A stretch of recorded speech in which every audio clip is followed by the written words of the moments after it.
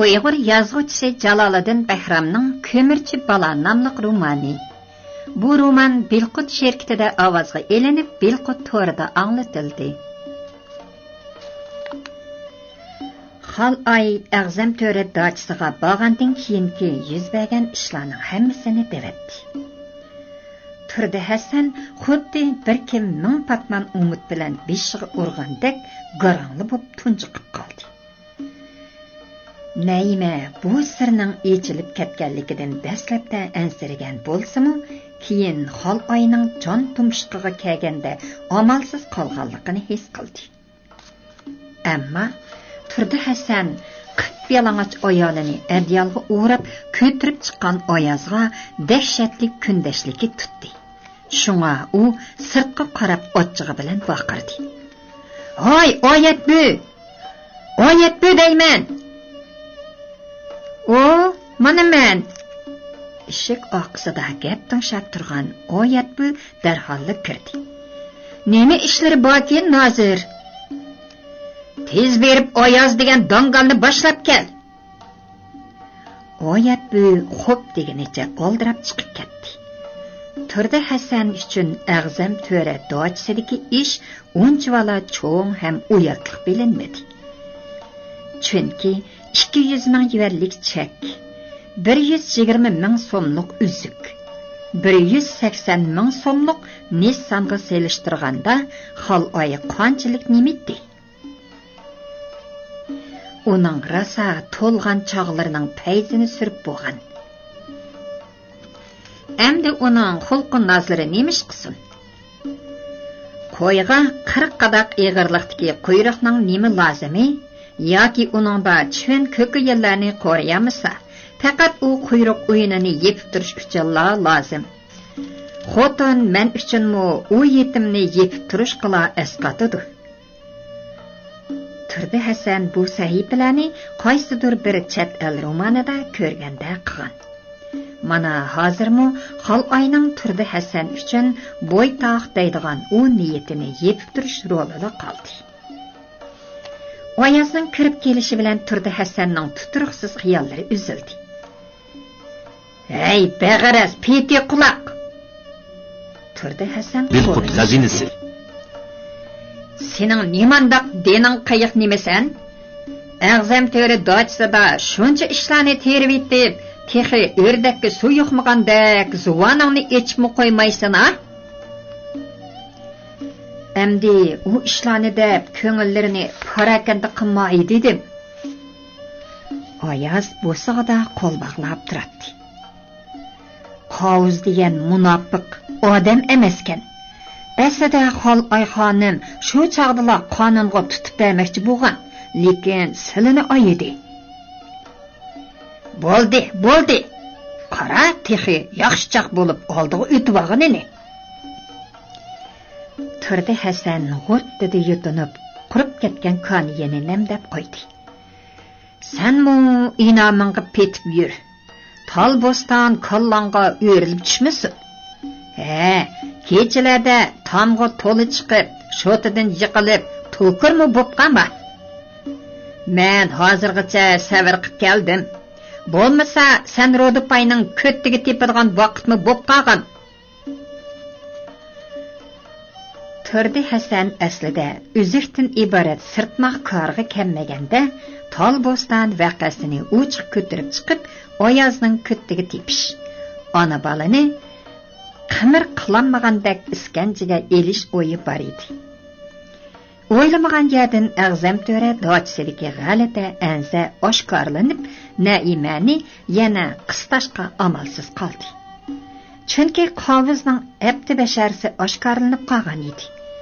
Shunga u Oyazni tillagan bo'lib, tol bo'ston shota degandek maxfiy parollar orqali ona balaga o'zining qo'lida qandoq go'harning borligini bildirib qo'ydi. Turdi Hasan uningdan oshirib etishni xohlamadi. Chunki qovuzga shayxini egib berdigan muhim ish uning beshini qotirib turibdi. Şoňa bu ana balany yanala sılap sipap turmasa Turdi Hasan eğir ziyan tadıdı. Äň içinişliqi Begzadadan ayrılıp qalıdı. Buning uchun Xalay bilan Naima yanala uning qo'lidagi go'har hisoblanadi. Qandaqdir bahona sabablar bilan Naimani shaharga akirishdi yoki dachada yolg'iz qoldirishda uning ro'yi bo'lmasa so'rab yoki bog'lab akirgili bo'lmaydi-de. Xalayni mehmondorchilikqa opirman deydigan u ko'nglidan xolishi kerak albatta. Şuna ularga bir necha ig'iz gap qilib ko'nglini ko'tarib qo'yish mana bu taktika. Turdi Hasan koni hunar bo'yicha dabdabilik gaplarni ichida saylab ulgurmayla chehri ruxsarining qora bulut qoplagan Xalay ig'iz ochdi. Nozir apandim, aramizdagi parda shab yirtildi. Sizmi qorningizda saqlab kelgan g'um, hiyla mikrlaringizni oshkorladingiz. Xalay g'azabida sarg'ayib ketgan edi. Menmu bu go'ri zindonda shuncha yillar erksiz tutqun, kishansiz mahbusdak yashab keldim. Endi bizga esilvamang. Bu dachadan ona bola ikkimiz ketimiz. Xalay, bu nima deganingiz? Aramizda ko'ngil suyingidek hech qanday ish bo'lmagandek gap qilasiz-ku. Xalayning kaskin ham bezorlik hissiyati bilan bundaq deyishini xiyoliga keltirmagan Turdi Hasan xeyligacha hang'ayib nima deyarini bilmay qoldi. Ras, to'zaqqa tushib qolgan qushqashchig'ida odam cho'qilaydi. Yavash, muloyim, samimiy, sodda, ko'ngli tuz Xalayning og'zidan shu gap chiqqan ekan, u qamchisiga tukiribdi. Savr qachisi to'libdi. To'qimni qorniga apdi. Aramizda ko'ngil suyingidek ishlar bo'lmagan desam, siznimi, o'zimnimi oldigan bo'laman. Biroq hozir ulardan gumon qilib qoldim. Xalay uzil-kesil seskangan edi. Siz Naimani odamiylik xislati yo'q bir hayvonga setish uchun maqsadlik boqqan ekansiz. Agar o'z pushtingizdan bo'lgan bo'lsa, ana shundoq mal'unning qonliq panjalariga tashlab berandingiz. Men sizni amdi tonidim. Afsuski bahmi kechikib tonidim. Sizmi haqiqiy qiyofatingizni uzun yil yoshirdingiz. Ba'zida Tangri beshingda nozil bo'lgandeklar ma'lum bo'ladi ekan. Shu turqida Turdi Hasan shuni his qilib qoldi. U ko'nglida Xudo xolisa, Xudoyim buyursa, Allah nisib qilsa demaganligim uchun har doim iroda qilgan ishimda sharmisor bo'lib atamdim deganlarni o'yladi. Demasimi, qancha-qanchalab to'g'liqni mundaq qilaman, Oyazning hozirlik ko'ttiga tepiman, Xalay ona balani iskanjiga elib, qimir qilanmas qilib qo'yaman deb hopildab keldi-yu, ammo o'zi lat bo'lib qilib, kiradigan to'shik topolmay qoldi. Bugunchu to'g'ri. Bugun jangdagi g'olib jonjun bo'lib, asirlarning taqdirini rahimsizlik bilan bir taraf qilmoqchi bo'lgan edi, biroq o'ylamagan yerdan o'zi oq bayroq chiqarib ikki yoniga qarab qoldi. Shuningga qaraganda Xudo undaqlarga bir mahal zamon bersimu oqibat omon bermaydi ekan. Shunga Turdi Nozir ham Nozir Turdilarga shundoq nasihat qilamizki, g'ofil banda Haq Taoloning ixtiyorini bilmakdan ojizdir. Inominga petib yur. Mödürüp ketkiningni tuymay qolasan. E'tiqod bilan yasha. E'tiqodsiz odam har qanday razillikdan yonmaydi. Mana qarang, uyga jahonni ostin-ustin qilibatgida qor bo'ronni boshlab kirgan Turdi Hasan amdilikda quyruqini chivisiga tiqib olgan kuchukdek shumshiyib qoldi. u chiroyiga birdilla muloyimlik tusini berib og'zini umalladi, lekin nima deyishini bilolmay qoldi. Ammo qismat uningga hamqon bo'lgan edi. Uning yonfoni sayrab ketdi. U yonfonini quloqiga tutib, "Ha, rostmi? Qachon? Nemishqa?" "Chatoq bo'pti. Adliyaning? Men hozirla baray." degan gaplar orqa-orqadan tizilib chiqdi. Biroq uning chiroyidan echinganligi, jiddiylashganligi yoki xushal bo'lganligini belgilab bo'lmaydi.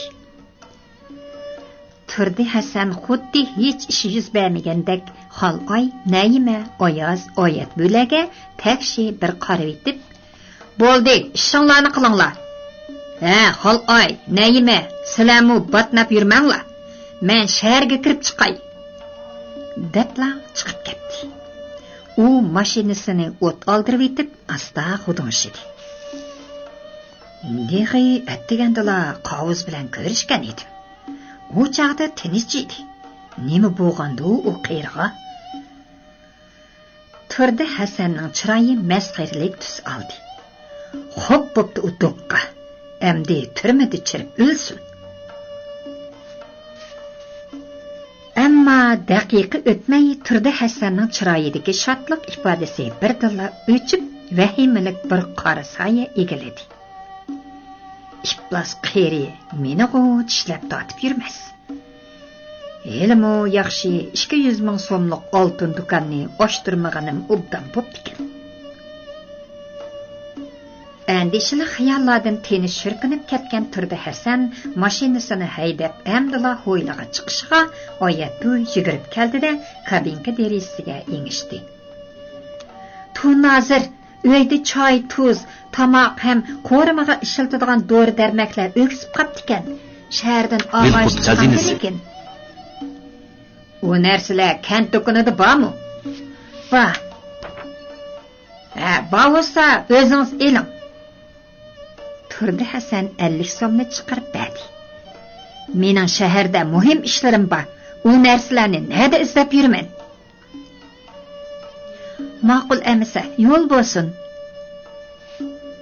Turdi Hasanning ochiqida sallash, totliqida sizlashlariga ko'nib ketgan oyat bu 50 so'mdan xeyla tapan haqqi xoladiganligini ko'nglida dangsab bo'ldi. Turdi Hasan darvoza qanotlarini cho'ng echib qo'yib, yo'l chetida qo'l qo'shtirib bo'ynini egib turgan Oyozga qarab qo'ymay chiqib ketdi. U darvozani yepib, kiltanglarini selib turishi bilanla so'mga ko'targan oyat bu masxaralik hejib qo'yib, darvozaning kichik qanotini ochdi. Xo'rliqning zahar suqumlarini tunji qitim ochiq his qilgan Oyoz onarliqning qirig'i berib o'ltirdi. Hozirgi vaqtda biror boy yoki amaldor ham cho'ng xo'jayinlarning xizmatini qilayotganlarning kuni xuddi rivoyatlardagi yo'lbosning mulozimatini qilgan qora quloqning holidan xarob bo'ladi ekan. Qora quloq yo'lbosdan oshqan toshqanni yegini bilan o'zining bir vaqt tamoq bo'lib ketishidan ansiraydi. Ammo Oyozdek til ahonat, masxira, kamsitish, ta'addi qilish, xo'rliqlardan xoli. Oningdan ko'ra, o'sha boylarning pisti kuchuk, oslan mushuklarining kuni ming martam yaxshi. Ular xo'rliqqa uchrash emas, balki mamuq yostiq, yepak ko'palarda jonlarini bahuzur rohatda o'tkazadi. Oyoz hozir 3 yer, 3 eg'iz uydan kechib qoldi. Hatto o'zi yaxshi ko'rib qolgan Xaloy ota buvisining izlari tushgan 15 yerga bo'lgan mehrimi ko'ziga hech nima bilinmadi. Odam dunyoda azob uqubat, hasrat, nadomat, dard alam, kasallik, turma, judolik, ig'ir emgaklarning hammasiga ko'nib ketadi ekan. Birla xo'rliqqa chidamaydi ekan. Chunki xo'rliq vijdon, g'urur, odamiylikka chechilgan yo'nda ekan. Oyoz aka, bu yerda ajabmi mo'g'ib o'tirib ketibsiz-ku? Naima uningga yengishib qaradi. Vey, yig'ladingizmi nima? Ko'zlaringiz yosh turadi. Nemishqa yig'lay, oyi qiz? Oyaz zo'rma-zo'r kuldi. Ha, nega mangdingiz? Tarso'ga berib kelay. To'g'liq bilan maslahatlashadigan ishlar bor edi. Obdan qipsiz. To'g'liq ham Amrulla akamlarga mendan salom ayting. Bo'ladi, Ayazga. Qorong'i tushib ketkicha qaytib keling. Odam ansirab qolar ekan. Ayazga Naima derizani ema qilib bir tatliq qildi. Opam hujrasida yolg'iz o'ltiradi. Zerikib qolmasa? Shundoqmi? Ayaz qizirib beshini to'van soldi. Naima ketib qoldi. Ayaz o'zimi Xolay bilan ko'rishmoqchi bo'lib turardi.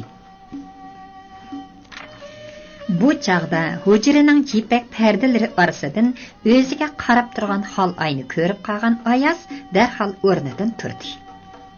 U oyat buning kelib qolishidan, turdi Hasanga chiqishidan qo'rqmay, bino palampiga qarab menib ketdi. Ayaz hujra eshigini chekib kirib kelganda, Xolay deraza tubidagi ustalda kitob ko'rib o'ltirardi. "Keling, Ayaz, o'ltiring." Xolay o'rnidan turdi. "Nozirning sizga qilgan sesif gaplariga men chidayolmay qoldim. Sizdan kechirim so'rash uchun oldingizga chiqmoqchi bo'lib turardim." "Hojati yo'q, Xolay." Ayaz ig'ir xursindi. Men ketay deyman." "Nima, ketay?" Xolay Ayazning kang do'lisiga barmoqlarini tekkizib birdan turdi. "Nemishqa ketmoqchi bo'lib qoldingiz?" Men chidayolmadim. Menga yer, uymi kerak emas. Bu chaqcha ota buvamning tiniqlari tarqagan havo, izlari tushgan yer deb ko'z qiymay yotardim. Hozir uningdanmi mehrimni uzdim. Shundaqmi? Xolay derazadan bog'larga qaradi. "Meningdan qursqimdagi balangizdanmi mehringizni uzgan o'xshamamsiz?" "Xolay!" Ayaz xapalikda qattiq vaqiribdi. "Siz bilmaysiz. Xo'rliq degan bir ekakkan. Yuragim, vijdonim, g'ururim, odamiylikim ekaktilib, jarohat ustiga jarohat bo'lib ketdi. Bu nima xo'rliq menga? Sog'lom badanim, yetilgan kuchim, sop qonlarim turib, qandoqdir bir nachar odamning ko'ziga qarab yashash, uning til ohanatlarini anglash, kamsitishlariga sukut qilish. Mushu mumkinmi? Siz ko'rgan xo'rliqni men ko'rmadimmi? Mening bir umr ko'rgan xo'rliqlarim sizga sirmi? Hammadan xabaringiz bor. Hajab men chidab kelyapman-ku." Xolay to'kilib ketdi. "To'g'ri, Xudoyim biz ayollarni ana shundoq chidamliq yaratib qo'yibdi ekan. Qiz vaqtimdan tortib ko'rgan xo'rliqlarim haq tadiga yetmagandek ta hozirgacha davomlashib qalbimni xo'rliq dengiziga aylantiribdi. Mas'ud qanchalagan paskani yundilarni yuzimga chashmidi. Hatto u o'lgandimi, Faxr Nisoning qip-yalang'och jasadini quchoqlab yotatdi. Qadrimga yetarmikin deb cho'ng bo'lsa-mu takkan erim turdi nozir chig'ida, sauna monchalarida, ishrat qavoxonalarida, kechilik bezmaxonalarda kunlarini o'tkazib, yuraklarimni laxti qon qilibdi.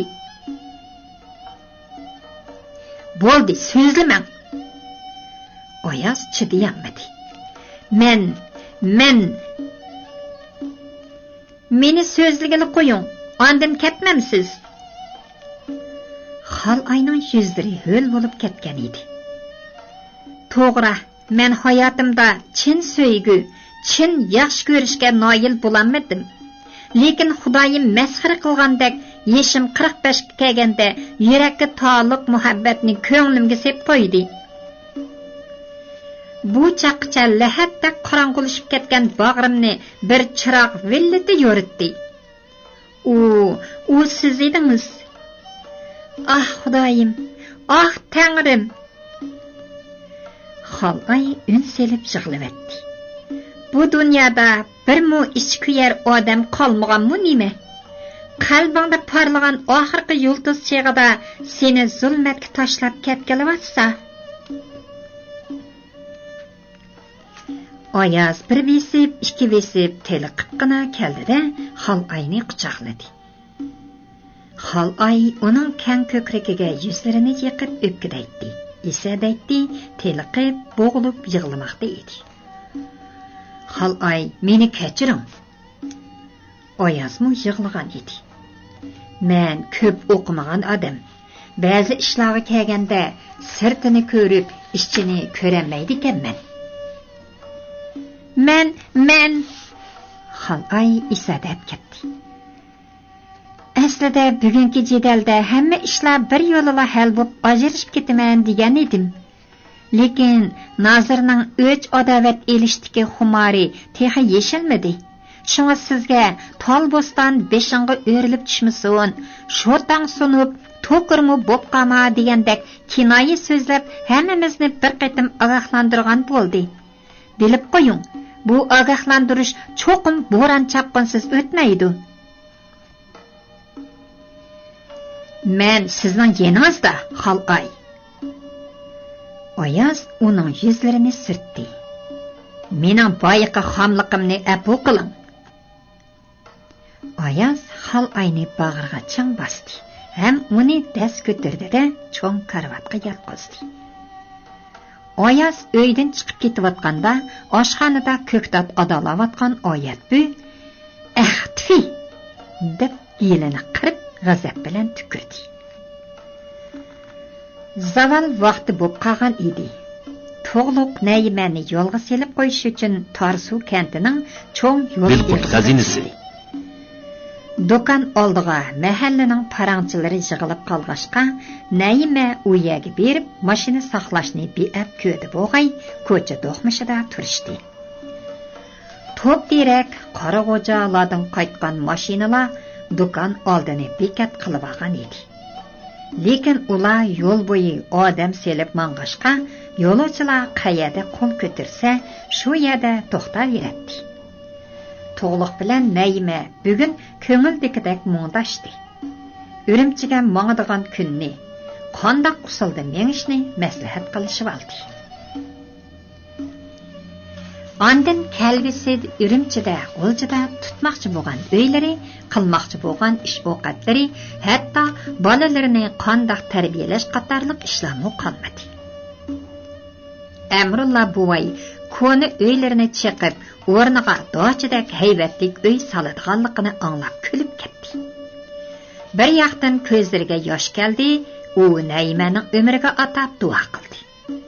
Shundoq To'g'liqning niyati xolis bo'lg'ashqa, Xudoyim bu farishtani o'zi yetkazib berdi. O'g'li ikkisining xuddi 40 yillik qadinaslardek sir to'kishib ketishlarichu. Texi kichik bolalardek g'oj-g'ojli vaqirishib, chirqirishib, orqadan ich-ichidan telqib kulib ketsa, bu ikki bangvash saranga masliga kelgan kaptarlar suyishgan peti tengirqab qilishadi. Mana ikkisi birlashib, langman etmoqchi bo'lishib, ko'ktatliqqa kirib ketishdi. Bir chaqdala ular qoqoqlashib, kulishib chiqqan edi. Amrulla buvay to'ymayli qoldi. Chunki har ikkilisining ko'ngliklari bo'yilib, yuzlaridan qip-qizil sho'xli suyi soqib turadi. Choplashib ketgan uruq ham sho'xli pisatlaridan ularning ko'z, burun, quloqlari pitib ketgan edi. Texan Nayma hech nima bo'lmagandek. "Hey To'g'liq, siz ko'ktatlarni adolg'ashtiring. Men ko'nglak maykangizni yo'yib etay." deb yanlarini turibla ishga tushib ketdi. "Tova!" deb yoqsini tutdi Amrulla buvay. Bu zamonning yoshlari hajaba. To'y qilmay turib, xotindan battar irmosh chirmoshib ketgan. Bo'lmasa, buvay bakmu yiroqda qolgan yoshligini xira-xira esga oladi.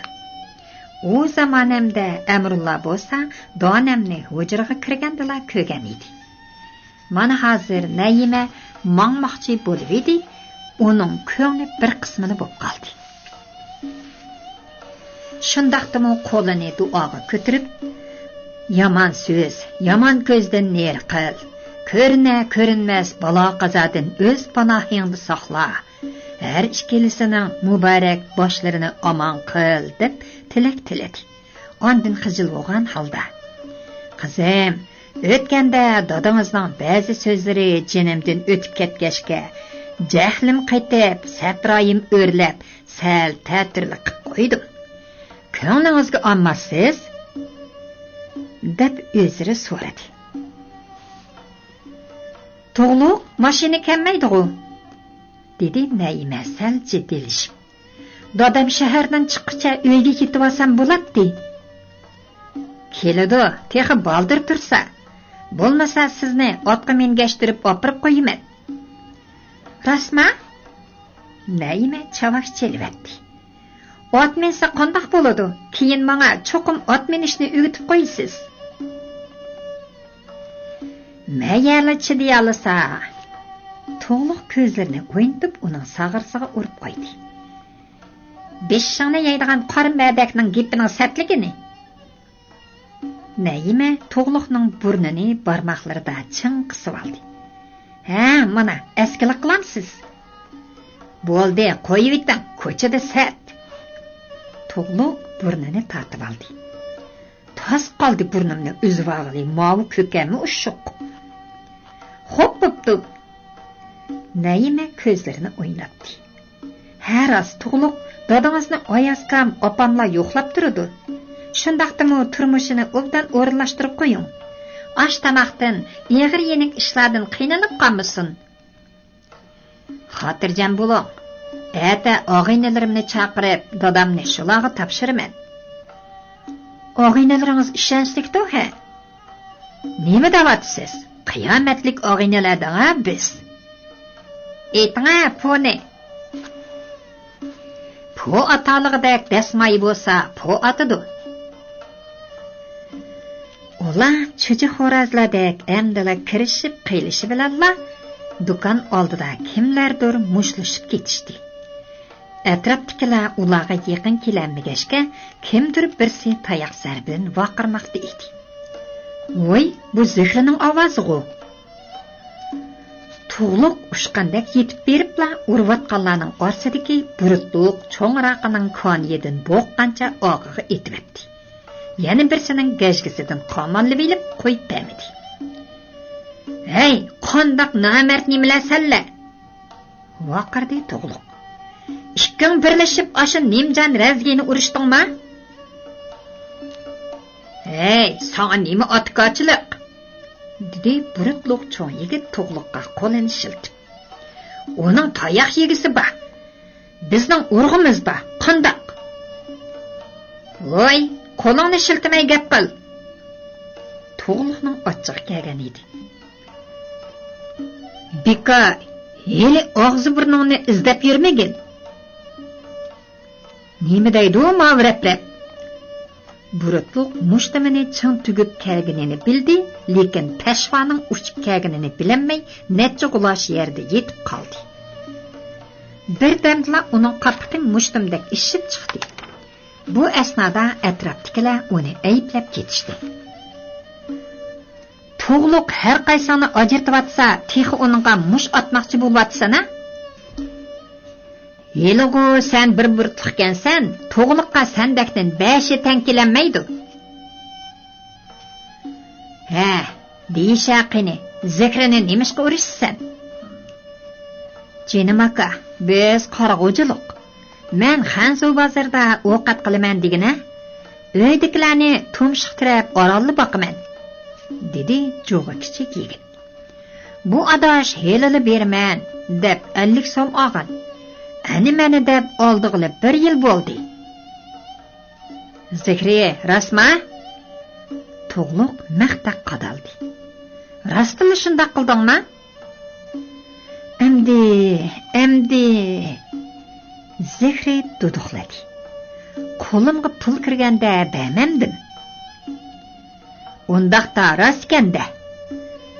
Tuta ukama pulni. To'g'liq yanchiqidan 50 so'm chiqarib, heliqib balaga berdi. Hey ini, ma adash nimang bo'ladi?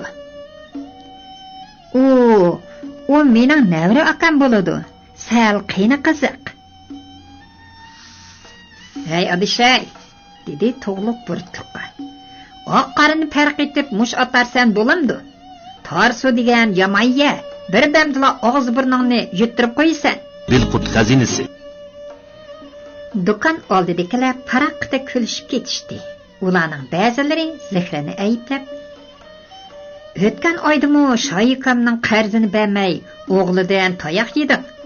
Helimi yaxshi to'g'liq orqangdan durut o'qib turg'ini." deyishsa, yana ba'zilari burutliqqa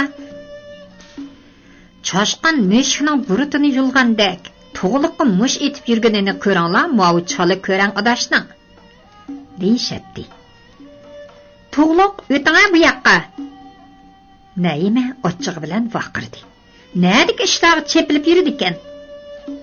Mana." Quloqlarigacha qizirib ketgan to'g'liq qiz tarafga mangdi. "Nimanchili vaqiraydigansiz?" "O, qaranglar," dedi taqirbosh bir dehqon. "To'g'liqningmi qo'rqadigan odami barkan emasmi?" "Qo'rqmasa bo'lamdi," dedi yana bir kak-soqol yosh dehqon chaqchaqqa ko'z chiqarib. "Senmi heliqi yanog'ishda xotiningga 70 ta'zim qilib, puchuq tishlaringni ko'rsatib, kashda yotqanga oran kirasan." Dehqonlar paraqqa kulishdi. Lekin ular to'g'liqning qayrilib o'zlariga qarabatganligini ko'rib jimib qolishdi. "Xafa bo'lmang," to'g'liq asta pichirladi. "Mashina kelmasa, sizni hapash qilib bo'lsami opirib qo'ysam bo'ldi-g'andu." "2 mashina kep bo'ldi. Mana endi." To'g'liqning hurmat inovati, mardligini, o'g'il balaliq turgullikini ko'rgan Naima tarsuliqlar oldida o'zining kimning mashqi ekanligini namoyon qilmoqchi bo'lgandek o'llik gap qilyotdi. Demasami dehqonlar bu esilzoda sarxil qizga ba'zilari havas bilan qarasa, ba'zilari hasad ko'zlarini tikatdi. Qerilar bo'lsa qiziqsinib qarashadi. Bu asnoda Qorag'o'ji tarafdan bir minibus kelib qoldi. Şoför kech bo'lganda shaharga kiradigan xaridor topolmaganmi, mashinasi quruq tegidek edi. To'g'liq şoför balani to'nig'ashqa Naimani oldiga o'ltirg'izib, pulini berdi-da, chilonliqdagi docha darvozasi oldigacha opirib qo'ygan. Cho'ng yo'lda tushirib qo'yma deb topildi. U mashinaning orqasidan bir haza qarab turib, yo'lda ko'tarilgan chang to'zon yo'qolgandila uyiga mangdi. To'g'liq bu kecha tuzuk uxlayolmadi. Xushalliq, yo'q, baxt. To'g'ri, baxtmi odamni har qo'ylaga soladi ekan. Bu xuddi hamma nemisi tal boylarmi yo'qni barni ishki qilish, shundoqla o'g'ri, bulangchi, qaroqchilardan xotirjam bo'lanmaganga o'xshash. Baxt to'g'liqni uxlatqili qo'ymadi. U o'g'izida o'ngdisiga yotganicha oyni kutib oldi. Oy ko'tarilib uning naq ustiga keldida kulganda qildi. Uning kulkisi madhiyamu, masxarami yoki pig'onliq nidomi belgilab bo'lmaydi. Biroq bulardan to'g'liqning parvoyi palak. Naima Urumchida to'y xitini hal qiladi. Ular oddiygina bir uyni ijaraga elib o'ltiradi. To'g'liq bo'lsa, Kazivandagi o'qishni o'qib, hafta orliqlarida mahbubini yo'qlaydi. Ular kelgusida uy do'konlarini g'uljiga yo'tkab, umrini oshib Bo'ston shaharda o'tkazadi. Tarsudagi to'g'liqning ushmo'liq cho'ng qo'rasiga yer qetib, zamonaviy boshlang'ich maktab soladi. Texi bir kutubxona selish planimi bor. Ularning bolalari, navrilari bo'ladi. Ah xudo, mushu yop-yeshil koinot, Quyoshliq olamda yashash nima degan ko'ngillik, ha? Gerçi baxtsizlik sana yer bo'lsa-mu? Ras emasmi? Uning shodligidan xafaligi. Omitidan opti. Baxtidan azobi ko'p bo'lsa-mu, odam yanala kunning serqiga to'ymaydi. Cebrail alayhissalom shaytonga "Sen do'zaxga mahkumsan" degan ekan. Shayton "U yerda kun nurini ko'gili bo'lamdi" deb so'ragan ekan. "Hey palak, Xudo bandisini hammadan ulug' yaratib qo'yib, yana uni elib ketgani nimasi? Bo'pti. Elib ketish uning mezoni ekan. Eng bo'lmasa 200-300 yil Homa ota qilsa-chu kashki." To'g'liq sherin xiyollar quchqida qachonlarda uxlab qolganligini bilmadi. Lekin u ajab sirliq bir tush ko'rdi. To'g'liq bilan Naima ikkisi tik chiqil ustida quchoqlashib turarmish. Yer qattiq tavravatqidek. Tog' toshlar gumburlib, daryo suvlari osmonda uchib, dal-daraxtlar qizil qiyomat ichida kuyib yetibdi. Naima "To'g'liq chiqildan hanqa yiqilib tushmayli" deb chiqiravatqidek. Qisqasi jahon gumbur, qoras qurus, taqur tuqur, tong tum, varqiragan, chirqirgan, oyanchliq yig'ilgan ovozlarga to'lib, yer to'lqinsimon egizpas shiddat bilan tavrididek.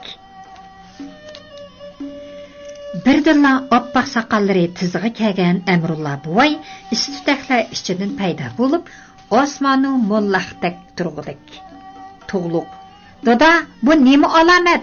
Qandoq ko'gilik?" deb so'rabdi. Amrullah buvay uzun soqollarini sipab, "Balam, olamda gunoh ko'payib ketdi.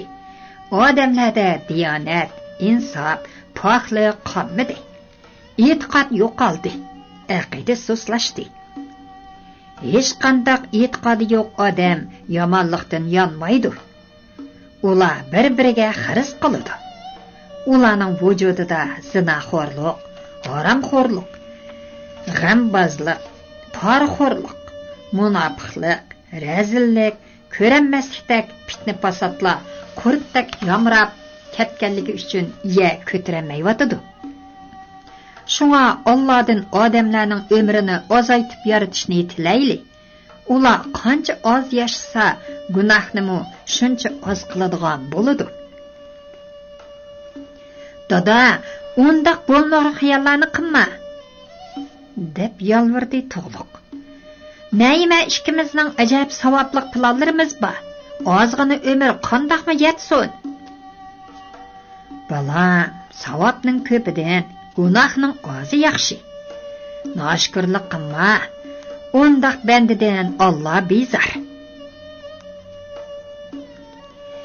Jahon qorong'ulashib, yerlar yerildi.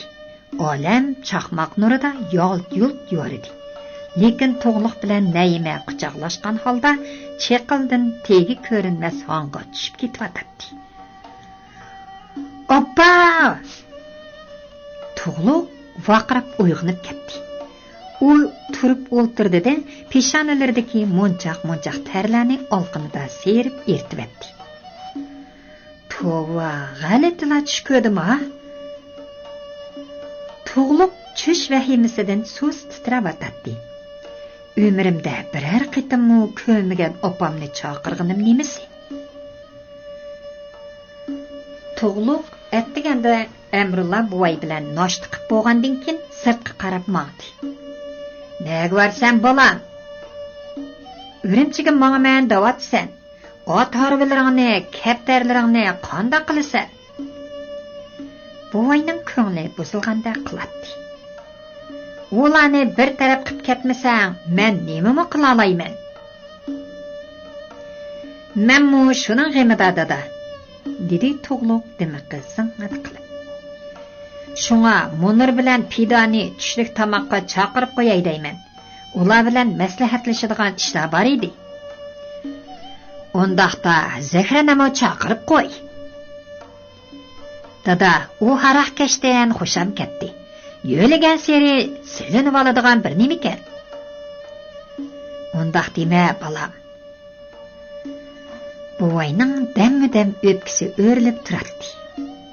Sen xonlarga chiqib ketganda, ko'mir setib, sirtda yurganlaringda, oshu bala suvlarini akilib, kaptalarga don selib, ko'p tatliqlarni o'tab, sug'urib, eg'irimni yenik, yiroqlarimni yaqin qilib keldi. Amdiza bir vaqt tamoqingni oysan qandoq bo'lgani? Tamoqni oyganlik emas, dada. Tug'luq ketadigan chaqda dadasini ranjitishni xohlamadi. Bo'pti, dada, chaqirib qo'yay. Tug'luq chiqib ketib, Munirni qo'noqqa suv tutayotgan yerdan Pidani beg'ining orqasida daraxt ko'taklarini qo'mirayotgan yerdan topdi. Lekin Zehrini do'kon oldidan yoki uyidan topolmay yenib keldi. Amrulla buvay anglab unchiqmadi. Tug'luq savzini qirib suvi chilab qo'ygandan keyin tanglidagi guruchga suv quyib qo'ydi. Ondan u do'kon oldidan go'sht akilish uchun mengib edi. Dadasi, "Pologa katta bassa obdan bo'ladi." demoqchi bo'lib gapini yutibdi. Chunki to'nigundan beri Tug'luqning eg'ildan, kaptarxonadan kelinmayotganligidan ichi ochiq bo'lib qolgan edi. Tug'luqning japa mushaqqatlarda g'inqinmay vafodorlik, do'stlikni yetkazgan qadinas ko'k bo'z etiga. Hasrat nadomatlarini nozik buqildoshlari, mo'llaq etishlari bilan untildiradigan kaptarlarga qiyolmayotganligi ko'zlaridan bilinib turadi. Tunigun kech etiga qo'noq, orpa, sululardan o'xshitib polo etib berdi. Tuxum ichirdi, ham peshonalaridan silab uzun mungdashdi. Keyin kaptarxonaga kirib ketib, ko'zlari yosh holda qaytib chiqdi. Albatta, shuncha yillar sovuq judullarda, shivirg'onliq xon yo'llarida, och zerin kunlarda, yomg'irliq patqoqliq yo'llarda birga o'tgan oshu hayot qadrlashga tegishli saodatli kunlar hisoblanadi. Ular talay-talay eg'ir kunlarni birga o'tkazib, emgak mushaqqatlarida sinalgan do'stlardan edi. Ko'k bo'z at Tug'luqning putingni ko'tar, orqangga yon, oldingda katang bor degandek jiq gaplarini biladi. Amdi oshundoq sirdosh do'st xo'shmi demay yo'qab ketsa.